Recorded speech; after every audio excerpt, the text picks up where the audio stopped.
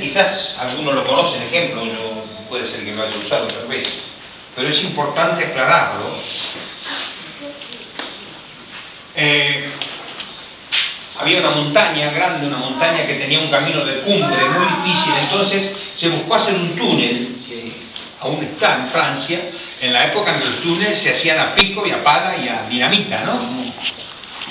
Entonces, agujerear esa montaña iba a llevar 12 años, pero si empezaban de las dos puntas iba a llevar la mitad, 6. Entonces se decidió hacerlo así. La dificultad consistía en encontrarse en el medio, pero al cabo de 6 años se abrieron, se rompió, habían llegado, se encontraron los obreros unos con otros y bueno, tomaron un champán. Cuando hablamos la palabra de Dios, si lo que hablamos no es palabra de Dios, puede ser una charla interesante, puede ser un conocimiento intelectual, pueden ser muchas cosas, pero se cava de un solo lado. Cuando hablamos la palabra de Dios, lo que nosotros hacemos siempre es lo mínimo, la obra de entendimiento, la obra de edificación del ser interior, es la obra del Espíritu Santo. Es el que viene del otro lado cavando, el que viene cavando, que viene haciendo lo que nosotros no podemos hacer.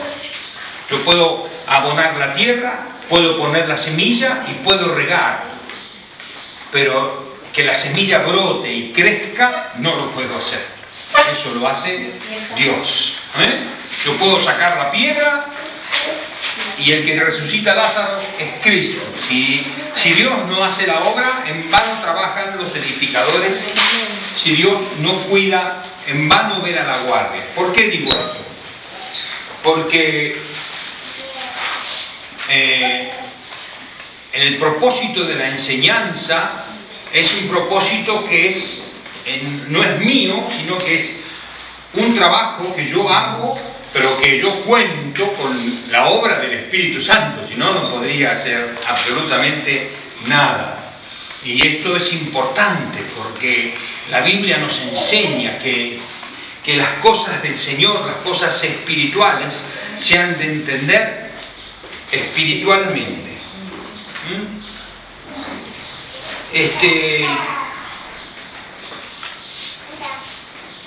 Si quieren leer un versículo, 1 de Corintios, anótenlo en los versículos para que después puedan leerlos. 1 de Corintios, capítulo 2.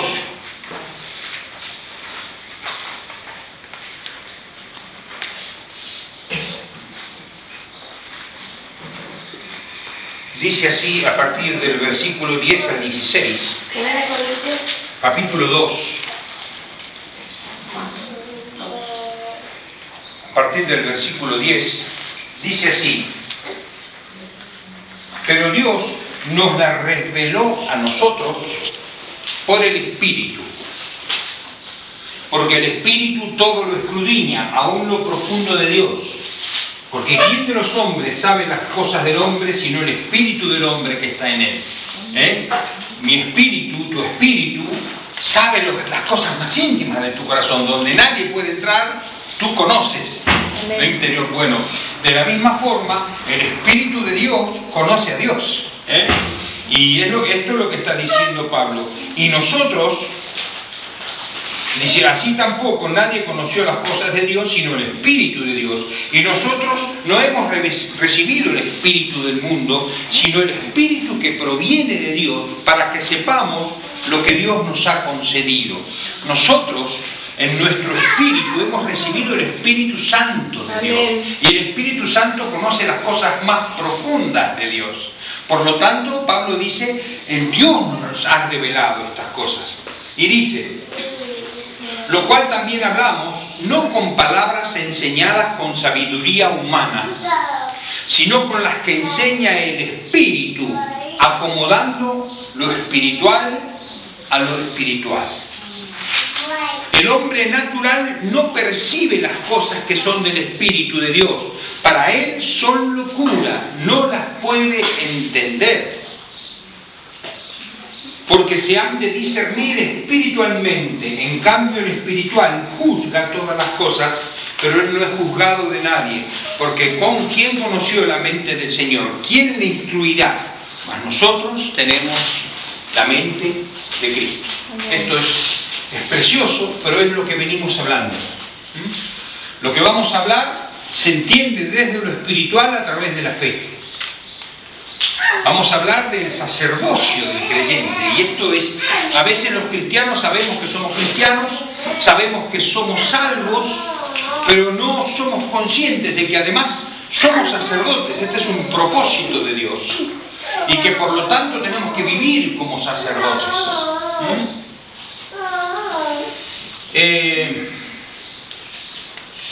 Muy bien.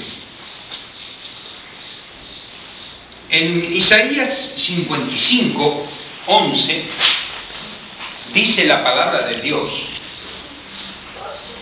mi palabra no volverá a mí vacía, sino que cumplirá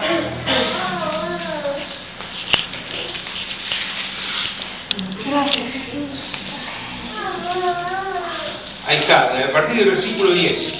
Como desciende de los cielos la lluvia y la nieve y no vuelve, sino que riega la tierra y hace germinar y producir, y da semilla al que siembra y pan al que come, así mi palabra que sale de mi boca no volverá a mí vacía, sino que hará lo que yo quiero y será prosperado en aquello para lo cual le envié, porque con alegría saldréis, con paz seréis vueltos. Los montes y los collados levantarán canción delante de vosotros, y todos los árboles del campo darán palmada de aplauso. En lugar de la zarza que será el ciprés, y en lugar de la ortiga crecerá el arrayán. Y será Jehová por nombre y por señal eterna que nunca será raída.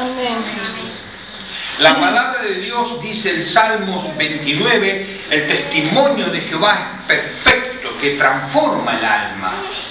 Nosotros hemos conocido a Cristo. Esto es el fundamento de nuestra fe. ¿Qué significa haber conocido a Cristo? Significa, en primer lugar, y sobre todas las cosas, que hemos nacido de nuevo. ¿Conocen eso, no es cierto? Jesús dijo: si no nacéis de nuevo, no podéis entrar en el reino de los cielos. Yo no puedo nacer porque se me da la gana. Ninguno de nosotros nació porque dijo: bueno, hoy voy a nacer a la vida. Y no elegimos nacer. De la misma forma, nacer en el Espíritu es una obra de Dios. ¿Amén? Es una obra de Dios. Dios nos muestra nuestro pecado, nos muestra nuestra pecaminosidad, nuestro mal, nuestro destino, nuestra condenación. A veces lleva tiempo derribar al hombre. A mí me llevó, tenía 22 años cuando yo conocí al Señor, pero había hecho tantas cosas horrorosas que yo ya el último año de mi vida lo pasé con 20 perros alrededor mío, durmiendo debajo de las plantas y comiendo de los tachos de basura. La locura y la condenación que tenía encima, hasta que clamé a Cristo Jesús. Aleluya. Y Él me salvó. ¿Amén? Amén. Nací de nuevo. Hay algo nuevo en nosotros que nace, y esto es como la semilla que brota. La semilla no sirve para nada, se tiene que pudrir y nada más. Lo importante es la vida que sale de adentro. Por eso dice la Biblia que hemos sido crucificados con Cristo Jesús. Lo viejo, lo que tiene que morir para que la vida de Cristo se manifieste en nosotros. Amén. Y lo que dice Isaías en 55, la transformación de mi vida viene a través de su palabra. Amén. Amén. Sin la palabra de Dios no hay servicio ni amor a Dios. Yo no puedo decir que amo a Dios y desconozco su palabra. Hay una contradicción, porque Jesús mismo dice: el que me ama es el que guarda mis mandamientos.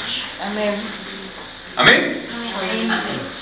Yo no puedo de alguna forma manifestar mi amor a Dios si no sé lo que es dejar de codiciar, dejar de contender, dejar de tener envidia, rencor, celo y odio, todas esas cosas que abundan en el corazón del hombre, ¿no? Entonces, es la palabra de Dios la que tiene que cumplir un propósito en nosotros. Dice, como la lluvia que cae y produce semilla y pan al que come, así mi palabra no volverá a mí vacía. La palabra de Dios tiene un propósito en mi vida. ¿Se acuerdan de la parábola del sembrador? ¿Se acuerdan? Bueno, lo menos importante de esa parábola es el sembrador. El sembrador sabe sembrar, y es todo lo que dice el sembrador. Lo importante de esa parábola es el corazón, que es el símbolo de la tierra, Jesús la explica, dice, la tierra es el corazón del hombre. Está la tierra apelmazada, o la tierra con piedras, o la tierra con espinos, o la tierra buena que da fruto a 30, 60 y a 100 por uno. Esta es la parábola del sembrador, ¿no? Y que la palabra de Dios es la semilla y que tiene que dar fruto en nuestras vidas. ¿Cuál es el fruto del Hijo de Dios? Jesús mismo dice, por sus frutos los conoceréis. Los frutos no es que yo tenga una iglesia de 20.000 personas, o que haya convertido a 10.000 personas, o que haya dado mi vida por otros inclusive, porque 1 Corintios 13 dice que puedo dar mi vida por los demás y que no sirva para nada. El fruto que habla la Biblia y que tiene que producir la palabra en mí son los frutos del Espíritu. Un fruto no es un don, sino es algo que se produjo con el tiempo, de meter las raíces en el Espíritu de Dios, de vivir según la palabra, y brotan fruto, amabilidad, amor, fe, benignidad, consuelo, paz, paciencia. ¿Amén? Y todo esto es un proceso que termina en la muerte, porque hasta que muramos, ninguno va a poder decir, ya, Dios terminó conmigo, porque esto no es así, es un proceso hasta el día que el Señor venga y seamos perfeccionados con Él. ¿Amén? Muy bien. Por eso estudiamos, y por eso vamos a mirar lo que significa ser cristiano. ¿Qué significa ser cristiano? La palabra misma lo dice, somos seguidores de Cristo. Somos seguidores de Cristo. Creemos en Cristo Jesús, y no solamente el hecho de creer, porque el diablo también cree y tiembla, dice la Biblia, sino que además hemos sido hechos participantes de su misma naturaleza.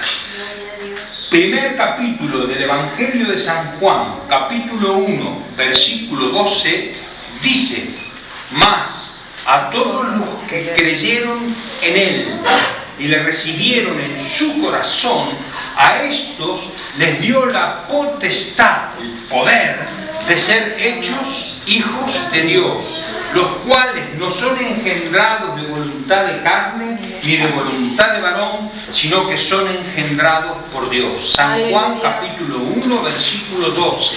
Anótelo. ¿Por qué decimos que somos hijos de Dios? Porque la Biblia dice que aquellos que hemos creído en Él y que le hemos recibido como nuestro Salvador, 12. Dice la Biblia que somos engendrados por Dios. Hay un nuevo nacimiento. Hay algo que antes no estaba y que ahora está. Y eso que está en nosotros, la Biblia nos enseña que es un ser nuevo, el ser interior, creado según Dios en la justicia y la santidad de la verdad. Ese ser espiritual que nace en nosotros es como un bebé. Acá hay muchas mamás, ¿no? Saben lo que es un bebé.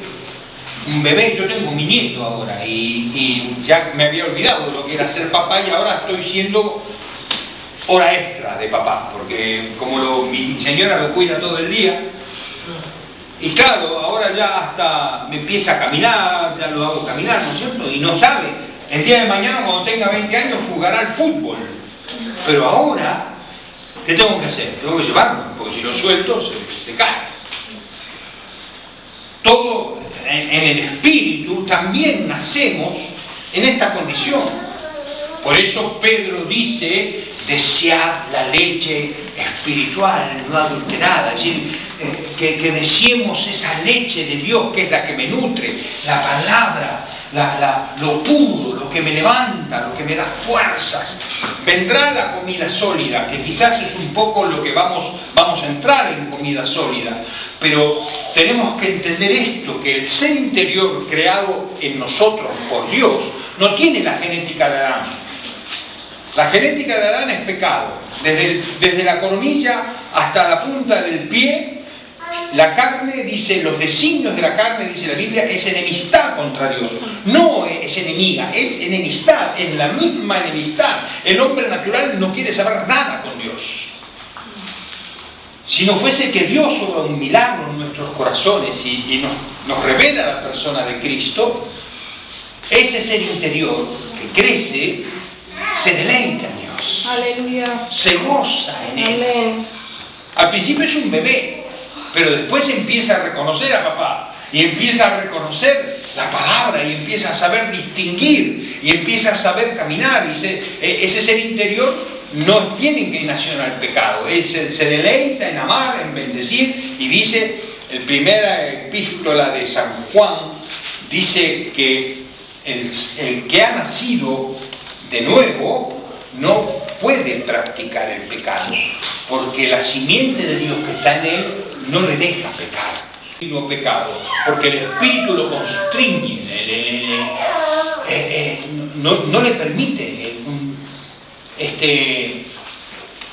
No significa que no peque, puede pecar, puede caer y levantarse de nuevo, pero no puede practicar el pecado. Esto es lo que es nacido de Dios, no puede practicar el pecado. Esto es lo que dice. ¿Se entiende lo que estoy diciendo? Amén. Muy bien. Bueno, muy bien. La palabra de Dios que no vuelve vacía tiene un alto propósito, el cual miraremos, y es formar a Cristo en nosotros, la esperanza de gloria. Este es el propósito de la palabra. Este es el propósito. El propósito no es solamente salvar pecadores. Esto es uno de los propósitos, o lo que lo llaman la gran comisión. ¿Amén? Pero ¿para qué Dios llama a pecadores? Para que sean salvos. Porque Dios quiere formar a Cristo en cada uno de nosotros. Este es el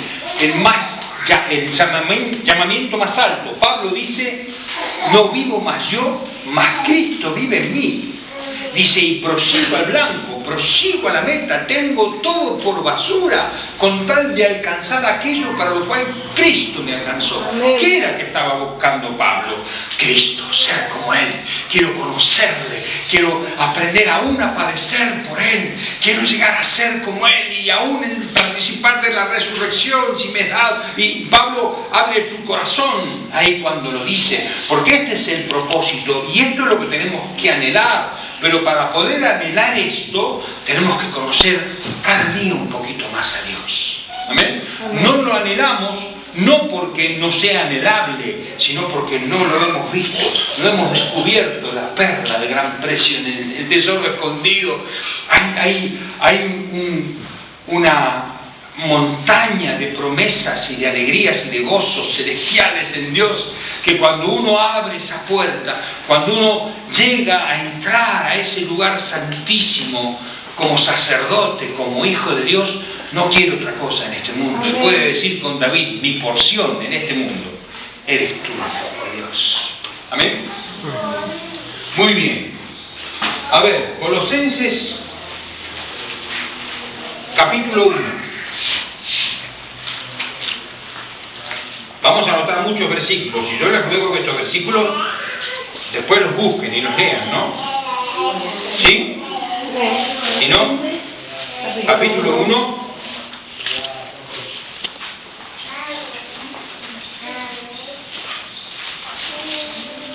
Vamos a leer casi todo el pasaje, porque es un pasaje importantísimo de la Biblia, porque vamos a hablar de Dios, de qué Dios estamos hablando.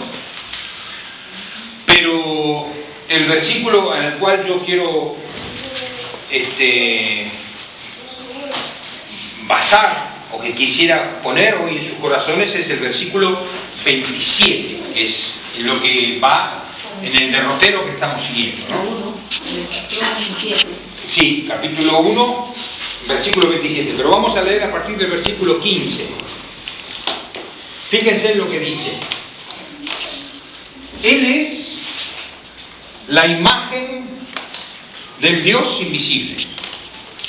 ¿Dice eso, Colosenses? Amén. Dice eso. Así que Jesús es la imagen de ¿quién? Del Dios invisible. De Dios invisible. ¿Tendrá algo que ver con lo que Dios habla consigo mismo en Génesis, que dice, hagamos al hombre ¿a qué? A nuestra imagen. Él es la imagen del Dios invisible, el primogénito de toda creación, porque en Él fueron creadas todas las cosas, las que hay en los cielos, las que hay en la tierra, visibles e invisibles, sean tronos, sean dominios, sean principados, sean potestades, todo fue creado por medio de Él y para Él. Y Él es antes de todas las cosas, y todas las cosas en Él subsisten. Amén. Y Él es la cabeza del cuerpo, que es la iglesia, el que es el principio, el primogénito de entre los muertos, para que en todo tenga la preeminencia, por cuanto agradó al Padre que en Él habitase toda plenitud, y por medio de Él reconciliar consigo todas las cosas, así las que están en la tierra como las que están en los cielos, haciendo la paz mediante la sangre de su cruz. Amén. Y a vosotros también, que erais en otro tiempo extraños y enemigos en vuestra mente, haciendo malas obras, ahora os ha reconciliado en su cuerpo de carne, por medio de la muerte, para presentaros santos y sin manchas e irreprensibles delante de Él, si en verdad permanecéis fundados y firmes en la fe, y sin moveros de la esperanza del Evangelio que habéis oído, el cual se predica en toda la creación que está debajo del cielo, del cual yo, Pablo, fui hecho ministro.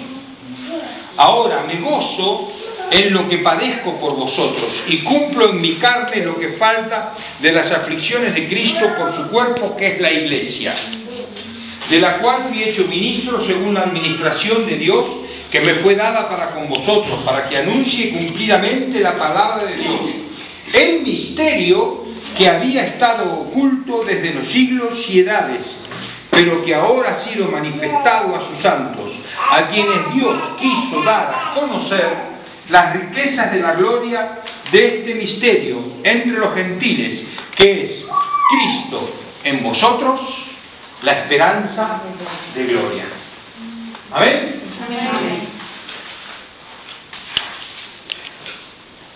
¿Sabe cuántos pelos tiene un moreno?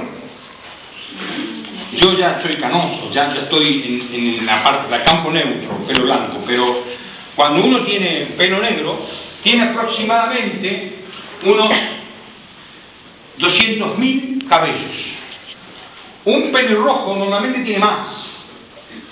Y una persona que es rubia tiene un poquito menos. Así que estamos hablando de 200.000 cabellos, vamos a hacer un promedio de 150.000 cabellos, ¿no? Por persona. En el mundo somos 7.000 millones de personas. Somos 7.000 millones de personas. Así que saque la cuenta cuántos cabellos hay si cada uno tiene 150.000 en 7.000 millones de personas, ¿no? Nos cansamos con cosas así. Sin embargo, al Dios a quien servimos, dice que hasta los cabellos de nuestra cabeza están contados. Amén. El polvo que levantamos cuando caminamos no va por donde quiere, va por donde tiene establecida su ley. Las estrellas no van por donde quieren, siguen yendo en la órbita y en el lugar y a la velocidad y a la expansión que Dios les estableció desde el principio. ¿Amén? Amén. El Dios que estamos hablando es un ser tan grande, y a veces lo minimizamos tanto, y además quiero decirles algo, aún yo, aunque quisiera exaltar con todo mi corazón y con toda mi mente y con toda mi voz la persona de la cual estamos hablando, lo estoy menospreciando, porque lo que conocemos, si Dios es el océano, conocemos una cucharita de agua, es todo lo que conocemos de Dios. Claro que Él es un Dios infinito, y si no, no sería Dios. Si pudiéramos conocer la totalidad de Dios, dejaría de ser Dios, el tiempo nos aburriría.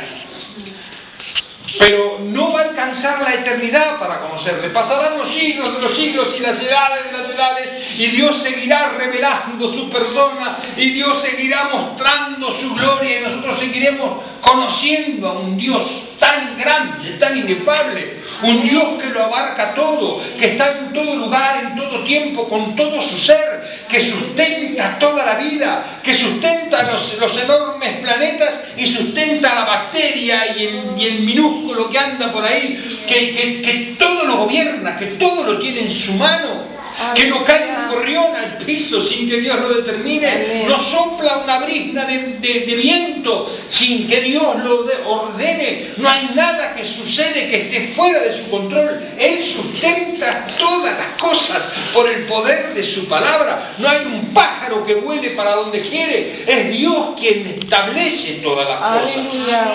Y todo lo que está sucediendo, todo, incluso vemos este mundo lleno de injusticias, lleno de pecado, lleno de dolor, y es un mundo donde el hombre que es responsable de este mundo está viviendo, y la mano de Dios permite todo esto hasta el tiempo de la gracia, dice su palabra, hasta el tiempo de la gracia. Dios tiene un propósito que quizás no lo podamos entender. Ustedes vieron los tapices, ¿no?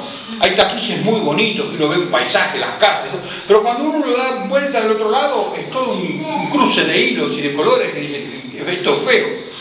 Nosotros estamos mirando de ese lado, no estamos viendo la obra de Dios, porque dice la Biblia, mis caminos son más altos que vuestros caminos, y mis pensamientos son más altos que vuestros pensamientos. Amén. Como el cielo de la tierra. Que nosotros podamos pretender conocer a Dios en lo que Él piensa es justamente una pretensión. ¿Saben quién era Job? Sí. ¿Conocen la historia un poquito de Job? Sí. Dice la Biblia que Dios era justo.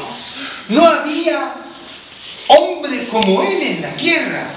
Y no era que Dios lo estaba adulando. Dios estaba diciendo, no hay nadie como Job. No hay nadie. Es un hombre que me ama, un hombre sabio. Él hacía sacrificio por sus hijos, él oraba, era un hombre temeroso de Dios, generoso para con los pobres, era un hombre que servía a Dios y todo eso. Job, después de toda su prueba, al final confiesa, de oídas te había oído, mas hoy te veo. Job, con todo lo justo que era, y él se pensaba que conocía algo a Dios, al final dice, Dios mío, me callo la boca y enséñame, porque ahora me doy cuenta, ¿quién eres? ¿Quién eres? ¿Quién es Dios? Dios está mirándome, no solamente mirándome en lo físico, porque Dios ve hasta en mi corazón que está latiendo porque Él lo ordena, sino que Dios está mirando mi corazón, está mirando donde nacen mis intenciones, mis pensamientos, a donde surgen lo primogénito de mi ser. Dios está ahí contemplándome, Él conoce todo, dice David, aún no está el pensamiento en mi mente y tú ya lo conoces. Y esto es muy más, no lo puedo entender, es demasiado. Aleluya. Tan maravilloso el Dios. Gracias, Señor. Moisés va y ve la zarza, sube arriba. Yo soy el Dios de Abraham, el Dios de Isaac, el Dios de Jacob. Quita tus sandalias porque estás en lugar santo. Y Moisés está ahí en el piso. Dice, pero ¿quién eres? Cuando yo vaya, ¿quién diré? ¿Qué nombre les diré? En la antigüedad se les ponía el nombre según lo que hacían. ¿Está bien? Estaba uno que era el Dios de la oscuridad, el otro el Dios de la luz, el otro el Dios de los valles, el otro el Dios de la montaña, el otro el Dios del viento, el otro el Dios de la guerra. Cada Dios tenía su nombre y su nombre identificado. Pero este es Dios. ¿Qué nombre iba a decir para que los hombres lo encasillaran, para que los hombres lo metieran en un altar, como lo hacen, como los ídolos? Dios le dije, yo soy el que soy. Amén. Ve y diles, yo soy. Él es el que es.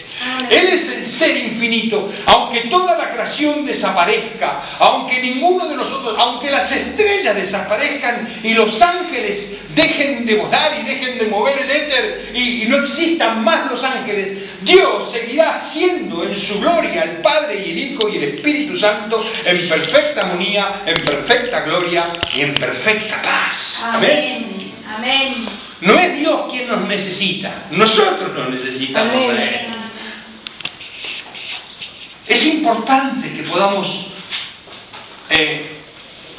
vislumbrar un poquitito, correr un poco la cortina de este ser glorioso que creó todas las cosas.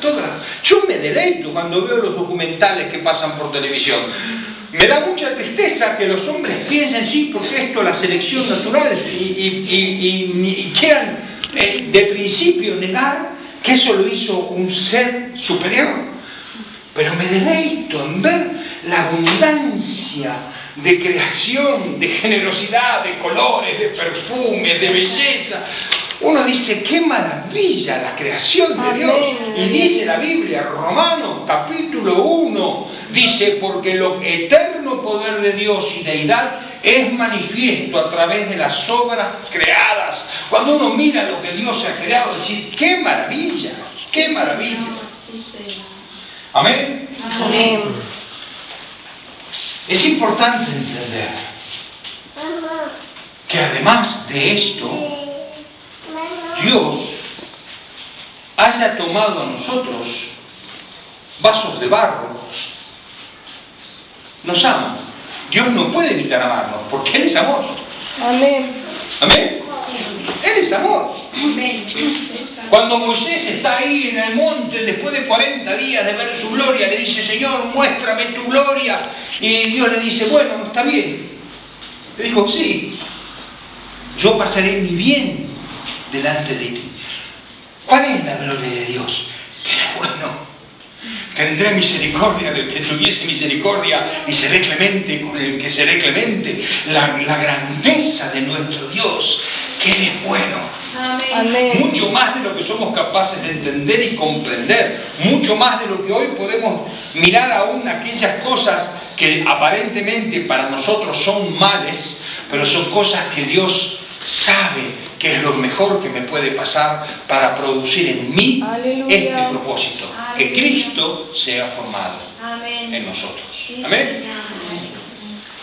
Esto es fundamental para que podamos entender, y que podamos entender que si hemos nacido nueva criatura soy, las cosas viejas pasaron, dice la Biblia. Amén. Que si he nacido de nuevo, si la naturaleza de Cristo está en mi vida, si he sido participante de su naturaleza, como dice Pedro, hay algo en mí que antes no estaba. ¿Está bien? Sí. Hay algo en mí que antes no estaba. Hay un ser interior. Antes yo hacía cosas malas, pero ahora no puedo hacer cosas malas. Ahora miento y ya no, mira, te mentí, ¿no? Porque uno no puede aguantar el pecado, porque el espíritu que está dentro no te lo permite, hermano. Amén. Y en la medida en que nosotros nos santificamos, dicen malas palabras, ¿sí? Palabras feas, palabras corrompidas. Yo no las digo, las conozco, pero no las digo. Aleluya. Ahora, si yo digo una mala palabra, ahora, me voy a sentir mal, me va a producir una sensación, qué feo, me ensucié. Pero si la repito a las 2 horas, va a ser más fácil. Y mañana la puedo estar diciendo todo el día, lo más campante, porque este es un efecto del pecado. El pecado nos endurece el corazón. Lo primero que haces, pecar, inmediatamente vas a pecar peor. Y esto es lo que vemos en el pecado. Una fornicación lleva al embarazo, el embarazo me lleva al aborto. Ya, no solamente forniqué, sino que además maté a mi hijo. ¿No? Siempre es la consecuencia del pecado en la vida del hombre. Por eso el hombre rechaza a Dios, porque hemos sido constituidos pecadores. Y si no fuese que Dios pone en nosotros una nueva naturaleza, jamás podríamos ser salvos. Amén. ¿Amén? Jamás. Amén. Muy bien. ¿Cómo va? ¿Están muy cansados? No. ¿Va bien? Va bien. Bueno, si en algún momento son las 9:05, por ahí si quieren 9:15, hacemos una pausita. La próxima incluso hasta puede entrar el mate, que yo... Está mandando mensajes subliminales. Efesios, capítulo 4. Lo que estamos leyendo son simplemente las bases sobre las cuales vamos a realizar nuestro estudio, ¿no? Es decir, estos versículos son versículos que nos muestran cómo, cuál es la herramienta, la palabra de Dios. ¿Hacia dónde voy? En el nuevo nacimiento, a que Cristo sea formado en mí. ¿Por qué Cristo tiene que ser formado en mí? Porque es el misterio, dice Pablo, oculto desde los siglos de los siglos. Dios en nosotros, Cristo en nosotros, la esperanza de gloria. Y ahora vamos a ver en Efesios, capítulo 4, dice así.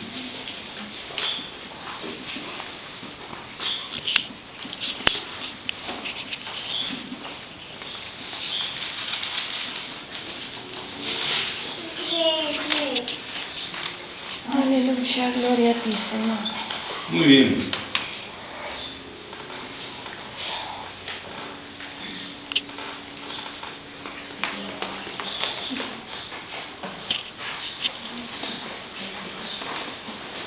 Vamos a leer a partir del versículo 11. Está hablando de Cristo, ¿no? Dice, y Él mismo constituyó a unos apóstoles, a otros profetas, a otros evangelistas y a otros pastores y maestros, a fin de perfeccionar a los santos para la obra del ministerio, para la edificación del cuerpo de Cristo. Amén. Hasta, escuche bien, grábeselo bien, hasta que todos lleguemos a la unidad de la fe y del conocimiento del Hijo de Dios, a un varón perfecto, a la medida de la estatura de la plenitud de Cristo. Amén. Amén. Esta es la vida eterna, dice Jesús, que te conozcan a ti, al único Dios verdadero, y a Jesucristo, a quien has enviado. El propósito de que Dios haya puesto ministerios en la iglesia, es decir, hermanos mayores, hermanos que tienen dones para bendecir a la iglesia, para enseñar la palabra de Dios, es de que todos lleguemos a la estatura de la plenitud de Cristo. Esto significa que Cristo tenga que ser formado en nosotros, que podamos conocer a Cristo de tal forma. Esto es también como somos transformados, dice en Corintios, de gloria en gloria, mirándole cara a cara como en un espejo. En esto somos transformados, en conocerle, en buscarle, en amarle. Yo no soy transformado por otras cosas que pueda. Dice la Biblia que soy transformado ahí, en mi relación personal con Dios. ¿Amén? Amén. Muy bien.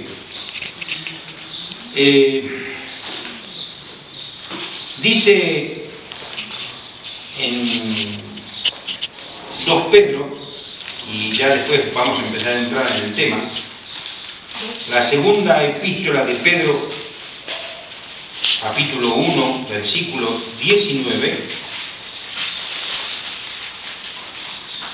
dice así, se lo leo: tenemos también la palabra profética más segura, a la cual hacéis bien en estar atentos como a una antorcha que alumbra el lugar oscuro, hasta que el día encrudezca y el lucero de la mañana salga en vuestros corazones. Esto es lo principal que tenemos que tener. La profecía más segura es la palabra de Dios. Por eso lo estudiamos. Si queremos tener luz, segunda de Pedro, capítulo 1, versículo 19. La palabra profética más segura es Cristo. Y otra cosita más que se las leo para que quede para testimonio de ustedes. Apocalipsis 19:10. Dice un versículo que para mí es un versículo muy importante.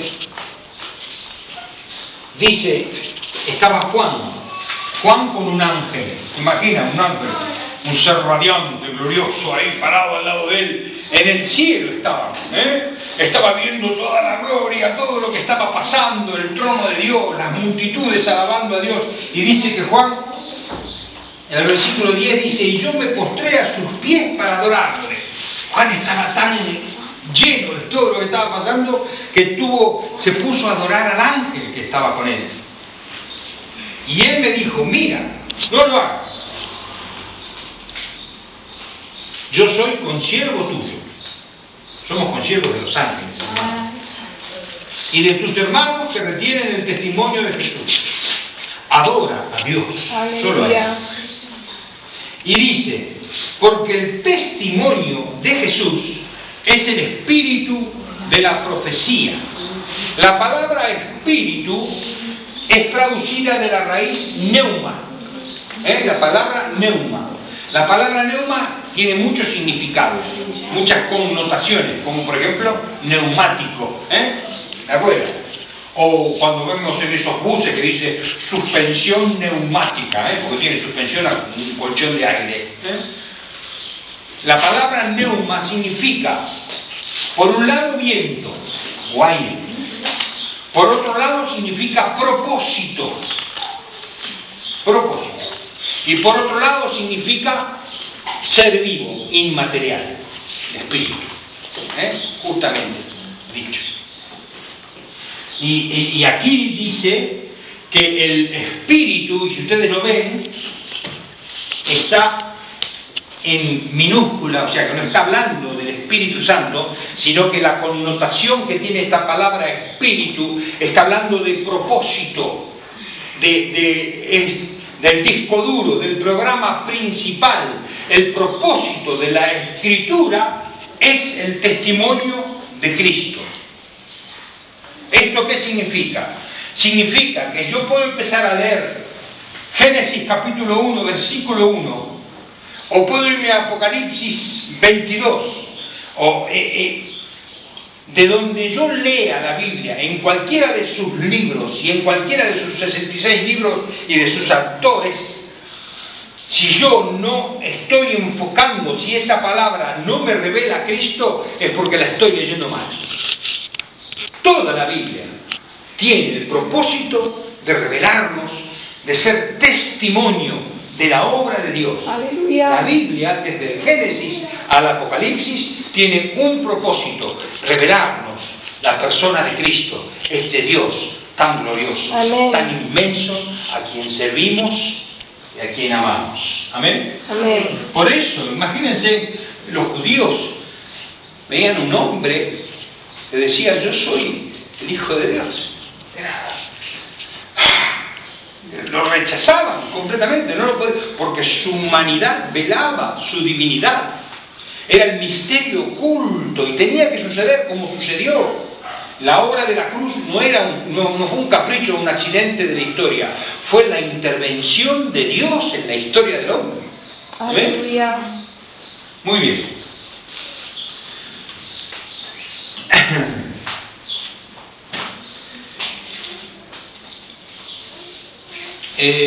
El camino del justo, ¿cómo es? ¿Quién sabe el proverbio?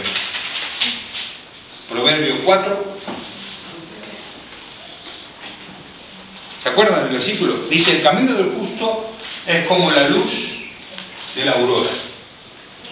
La luz de la aurora es cuando está oscuro todavía el día, pero empieza a surgir. La luz tiene que ir siempre en aumento. Por eso dice la Biblia que los cristianos vamos de gloria en gloria y de victoria en victoria. Cada vez vamos conociendo un poquito más de Dios.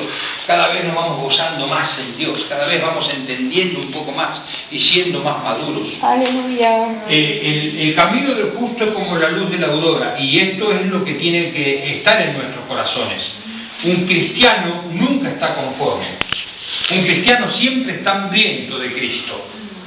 Quiere comer ese pan, quiere beber ese vino, porque es de lo que vivimos. No solo de pan vive el hombre, sino de toda palabra que sale de la boca de Dios. Y siempre el Señor nos añade luz, nos añade luz, siempre. 4:18, ¿no? De Proverbios. Proverbios 4:18. Y además, bueno, el Salmo 119 también dice versículos muy lindos, como dice: lámpara a mis pies tu palabra, lumbrera mi camino, con qué limpiará el joven su camino, con guardar tu palabra. Hay muchísimos versículos que podríamos citar de lo útil que es la palabra de Dios y cómo necesitamos leerlo. No existe amor ni obediencia a Cristo fuera de su palabra.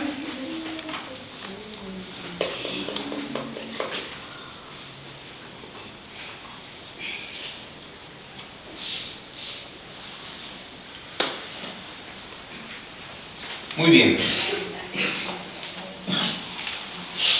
Vamos a entrar en tema.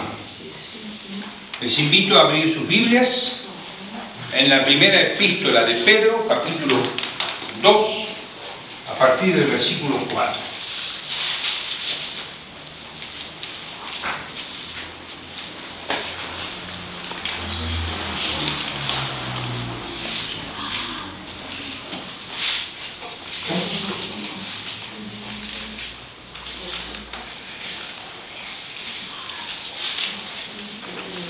Primera epístola de San Pedro,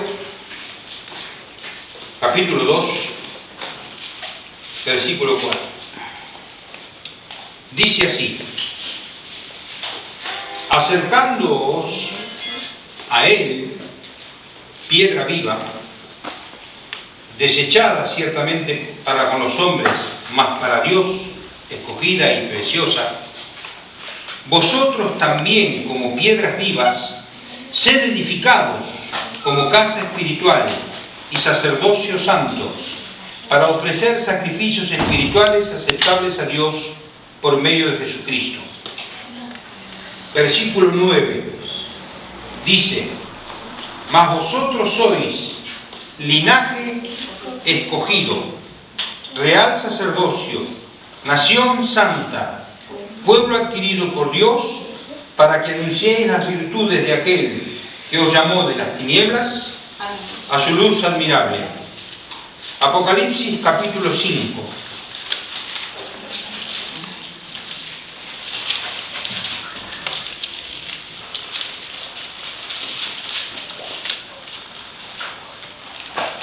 Nueve y 10. Está hablando de la gran multitud, ¿no? Y dice: y cantaban un nuevo cántico diciendo: digno eres de tomar el libro y de abrir sus sellos, porque tú fuiste inmolado y con tu sangre nos has redimido para Dios de todo linaje y lengua, pueblo y nación, y nos has hecho para nuestro Dios reyes y sacerdotes, y reinaremos sobre la tierra. Un versículo más, Éxodo 19.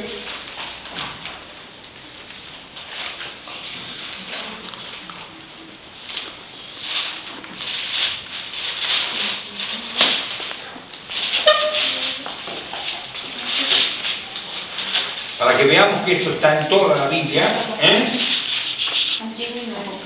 Éxodo 19, 5 y 6. Dice: ahora pues, ¿lo tienen? Ahora pues, si dieres oído a mi voz y guardares mi pacto, vosotros seréis mi especial tesoro sobre todos los pueblos, porque mía es toda la tierra. Y vosotros me tenéis un reino de sacerdotes y gente santa. Aleluya. Estas son las palabras que dirás a los hijos de Israel. Amén. Amén.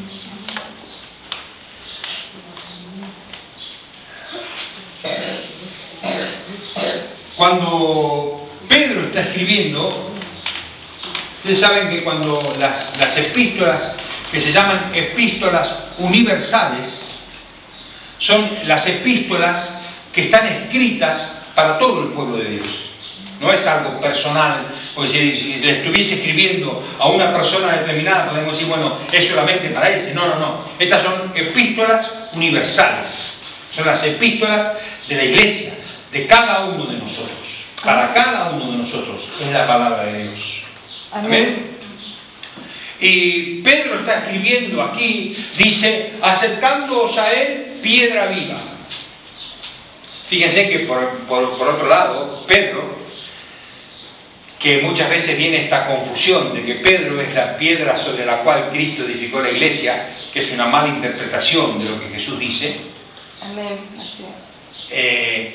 Él mismo, Pedro, está diciendo, Él es la piedra viva, ¿no? Él Amén. es la roca de la eternidad. Cristo Jesús es el Señor, ¿no? Acercándoos a Él, no es una piedra que yo puedo tirar con la mano, está hablando de una montaña, está hablando de algo que no se puede mover, de una roca grande, ¿no? Pero tiene una característica, es una piedra viva. Una piedra viva. Amén. Nada de lo que está muerto puede entrar en contacto con la piedra viva. Dice, vosotros también como piedras vivas. Aquí nos está hablando nuevamente de que hemos sido hechos participantes de su misma naturaleza. Somos piedras vivas porque Él es piedra viva. Porque yo vivo, vosotros viviréis, dice el Señor. Él es un sol que brilla por la eternidad. Nosotros somos sus rayos. Pero mientras Él brille, nosotros brillaremos. Y Él brillará por siempre. Amén. Amén. Dice, vosotros piedras vivas, acercándoos a Él. Dice, para que seamos edificados como sacerdotes. Y esto es la palabra clave, que es lo primero, el primer tema que vamos a ver. La Biblia dice que soy un sacerdote. No dice la figura de un cuerpo sacerdotal, como nosotros tenemos el conocimiento, por ejemplo, en la Iglesia Católica o en el Antiguo Testamento, que estaba en el grupo de los hijos de Aarón, ¿no? Esa figura sacerdotal, aparte del pueblo de Dios, no tiene nada que ver con el Evangelio ni con la palabra de Dios en el Nuevo Testamento. ¿Amén? Esto no existe. Todos somos hechos hijos de Dios. Y por ser hijos de Dios, todos tenemos acceso al Padre. Amén. Todos somos sacerdotes de Dios. Si yo no tengo acceso al Padre porque no he nacido de nuevo, entonces no soy un cristiano. Pero si el Espíritu de Cristo mora en mi corazón, yo puedo entrar a la presencia de Dios. Y eso me convierte, esto es lo esencial para ser un sacerdote. Ustedes saben que los oficios de Cristo, o mejor dicho, los oficios que nos enseña la Biblia, en el Antiguo Testamento estaban los reyes, los profetas y los sacerdotes, ¿no? Estos son los tres oficios que se complementan en Cristo. Cristo es el Rey de Reyes, es el sumo sacerdote y además es el profeta por excelencia, ¿no? Amén. Pero el sacerdocio, servir a Dios, fundamentalmente, el sacerdocio tiene el propósito de servir a Dios, de bendecir a Dios, de acercarse a Dios, de ministrar a Dios, de ofrecer los sacrificios, de ofrecer los... ¿Por qué vamos a estudiar el sacerdocio judío? Porque ese sacerdocio, no la parte ritual, sino en ese sacerdocio es donde tenemos la enseñanza de qué significa ser un sacerdote según la Biblia. ¿Amén? Entonces, tenemos que entender que la figura sacerdotal es una figura que nos toca a todos. A todos.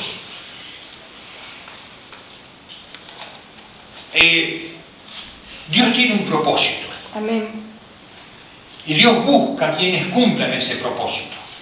Amén. Esto lo dice San Juan, capítulo 4, creo que versículo 20. A ver. Cuando está con la mujer samaritana, ¿se acuerdan? ¿Mm?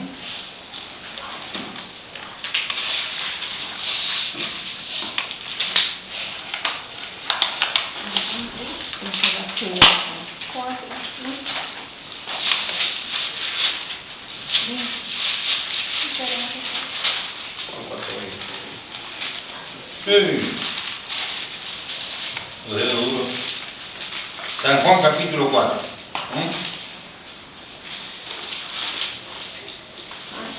Dice así, a partir del versículo 21. Jesús le dijo: mujer, créeme que la hora viene cuando ni en este monte ni en Jerusalén adoraréis al Padre. No se trata de un lugar geográfico. Vosotros adoráis lo que no sabéis, nosotros adoramos lo que sabemos, porque la salvación viene de los judíos. Mas la hora viene, y ahora es, cuando los verdaderos adoradores adorarán al Padre en espíritu y en verdad, porque también el Padre, tales adoradores, busca que le adoren. Dios es espíritu, y los que le adoran en espíritu y en verdad, es necesario que le adoren. Amén. Entonces fíjense que Jesús le habló esto a la mujer samaritana, que podía entender de teología. Sin embargo, es un tema que Jesús lo habló con una sencillez pasmosa, mostrando que hay algo que Dios busca, y si busca es porque es lo que Dios quiere. Adoradores que le adoren en espíritu y en verdad. Quiero que sepan que la adoración es uno de los ministerios sacerdotales. Amén. Cuando alabamos a Dios, yo estoy ministrando a Dios con alabanza. Cuando adoro a Dios, estoy ministrando a Dios con adoración. Cuando dice la Biblia, adoradores en espíritu y en verdad, está hablando de personas, de hombres y mujeres que adoran a Dios con todo su ser, en todo tiempo, siempre. Amén. ¿Amén? Amén. Es algo alcanzar, ser un adorador en espíritu y en verdad. Nadie es santo por casualidad. Nadie puede alcanzarlo por casualidad. Esto es ponernos nosotros en el altar. La palabra holocausto es el sinónimo de la adoración en el Antiguo Testamento. El sacrificio que se ofrecía como holocausto. Cristo se ofreció en un acto de adoración como holocausto, como olor fragante delante de Dios. Cuando veamos lo que significa la cruz, vamos a entender mucho más esto. Pero, ¿a qué me refiero con tocar este tema de la adoración? Es que hay un sacerdocio y hay leyes para ese sacerdocio. Yo no puedo ser un sacerdote como a mí se me da la gana. Esto sería ser una religión distinta. Jeroboam fue un rey de Israel que Dios lo llamó y Dios le prometió que si era fiel él iba a levantar casa como a David. Pero este hombre fue tan malo que además por causa de él fue maldito Israel, porque él dijo: bueno, allá en Jerusalén hay un templo, pero yo hizo un becerro de oro y dijo: acá está el Dios, y llevó todo el pueblo a la idolatría. No se trata de que nosotros tengamos que crear una religión, sino conocer a Dios y saber cómo agradarle. Yo no me acerco como a mí me parece, yo me acerco como Él me demanda. Aleluya. ¿Amén? Amén. Jesús dice: si vienes a mí a traer tu ofrenda y recuerdas que alguien tiene algo contra ti, no que le hiciste algo a alguien, eso ya está, o que alguien te hizo algo, eso también se está, sino que recordás que alguna persona tiene tropiezo contigo, dejá tu ofrenda, humillate, pedirle perdón a esa persona, entonces venir a traer tu ofrenda. O sea, yo no puedo, esto es una fantasía que los hombres nos hacemos, de pensar de que yo puedo venir en pecado a alabar a Dios y que Dios va a aceptar mi ofrenda. No. Esto no existe en espíritu y en verdad. Mentira. Nosotros yo veo en mi vida, he visto hombres que están cantando y uno ve que lloran a lágrimas delante de la presencia de Dios, parece que fuesen San Agustín, y resulta que sus vidas son totalmente contrarias, mienten, engañan, sobornan, hacen lo que se les da la gana. Esto no es así. No. En espíritu y en verdad, yo no puedo falsificar esto. Hay Rolex por 20 euros. ¿Me vieron que hay Rolex? Uno va a las mantas, hay unos Rolex preciosos, y uno los mira y son iguales. Cuando pesa el original con el falso, uno se da cuenta, el otro pesa más. Pero cuidado, que a Dios no se le puede burlar. Amén. A Dios no le podemos burlar. Bendito Dios. Está bien que Dios nos rescata de nuestros pecados, pero esto no es el propósito de Dios. El propósito de Dios no es que yo venga cada día con mi tachito de inmundicias y de pecado a la cruz y diga, Señor, perdóname por mis pecados, y tiro mi tachito todos los días y que siga así de por vida. No es el propósito de Dios. Dios lo acepta y gracias a Dios nos ha dado la cruz y el Señor aún nos dice, si aunque fuésemos infieles, Él permanece fiel. ¿Amén? El propósito de Dios es que nosotros podamos ir al lugar santísimo, ahí, acercándome a Él, piedra viva. Acercarme a Él es acercarme al lugar santísimo, a donde está Cristo, que entró al lugar santísimo como ancla firme del alma, dice la palabra de Dios. Yo para poder acercarme ahí tengo que aprender a vivir en santidad. Tengo que aprender a servirle como a Él le agrada que yo le sirva. A aprender a lo que hablábamos hoy, el sermón del monte. Te pegan una mejilla, poné la otra. Te roban la camisa, dale los pantalones que se los lleve. Te piden y no te lo devuelven, no se lo pidas, déjalo. Está escrito, aborrecerás a tu enemigo, mas yo digo, amad a vuestros enemigos, orad por los que os maltratan y os persiguen. Amén. Es tremendo, ¿no? Está hablando de una ley tan gloriosa, tan magnífica, que evidentemente no le está hablando a nuestra humanidad. Humanamente no somos capaces de llevar adelante eso. Lo que tiene que pasar es que lo humano, la cáscara de la semilla, se tiene que morir, y lo espiritual que hay en mí, que se alegra en vivir en relación con Dios, que se alegra en guardar los mandamientos, que corre por las veredas de los testimonios de Dios, que se goza en alabarle y adorarle, y que quiere acercarse a Él. Aleluya. Y que no hay... yo me entristezco cuando no puedo entrar en la presencia de Dios, porque estuve en mi trabajo y por ahí me enojé con un empleado y le dije algo, y no que le haya dicho algo malo, puedo decirle algo bueno, como diciendo, mirá, no llegues más tarde, ¿no? Pero se lo puedo haber dicho con enojo, y ya está mal. Amén. ¿Sabes? Está mal, es tan fino esto, es tan fino, que cuando queremos agradar a Dios, dice que si estamos en luz, como Él está en luz, la sangre de Cristo nos limpia de todo pecado. No dice cuando estoy en oscuridad la sangre, no, cuando estoy en luz, cuando más quiero caminar con Él, más luz hay, y cuando más luz hay, más claro veo mis fallas y su sangre me limpia. Aleluya. Me limpia para que yo me pueda acercar Gloria a ti, Señor. más a Él. ¿Amén? Amén. Hay un propósito, hay una diferencia entre ser un pecador redimido y ser un adorador de Dios. Hay una gran diferencia. Y hay una gran diferencia entre ser un adorador eventual a ser un adorador en espíritu y en verdad. Amén. Una cosa es que yo venga a Dios y adore y alabe en el culto y está bien. Pero lo que Dios busca es más, es toda nuestra vida, cada segundo, todo lo que hacéis, sea de hecho o sea de palabra, hacedlo para la gloria de Dios. Para eso vivimos, para eso existimos, para exaltar su nombre.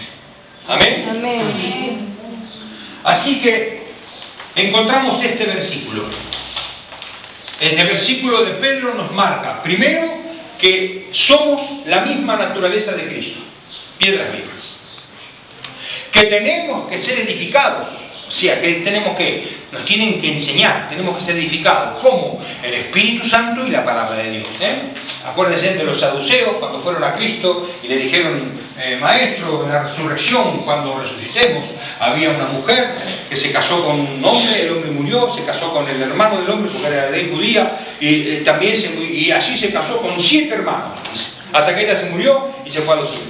Dice, cuando en la resurrección, ¿de quién será la mujer? Le dice, ¿no? ¿Cuál fue la respuesta de Jesús? Erráis, porque ignoráis la palabra y el poder de Dios. ¿Amén? Amén. Son dos cosas. Son dos cosas. La palabra y el poder, como dos como dos vías por donde circula el tren. Si no están estas dos cosas, el tren no puede circular. Es la palabra y el poder. Si es palabra sola, dice Pablo que el conocimiento endurece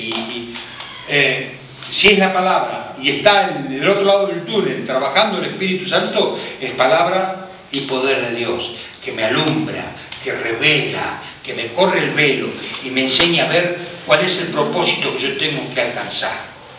¿Amén? Amén. Este es el primer propósito. Hay muchos otros propósitos, pero para el primer propósito yo no necesito nada más que vivirlo el Evangelio. Amén. Porque vamos, bueno, el propósito de Dios que salgas de misionero, sí, está bien, todos esos son propósitos, pero el primer mandamiento es este: amar a Dios. Y para amar a Dios yo tengo que aprender a ministrarle, a bendecirle, a amarle. ¿Cómo aprendo? Aprendiendo el ministerio sacerdotal. Esto es lo que tengo que aprender a hacer, entre otras cosas, pero es lo fundamental. ¿Cómo me acerco a Dios? ¿Amén? Amén.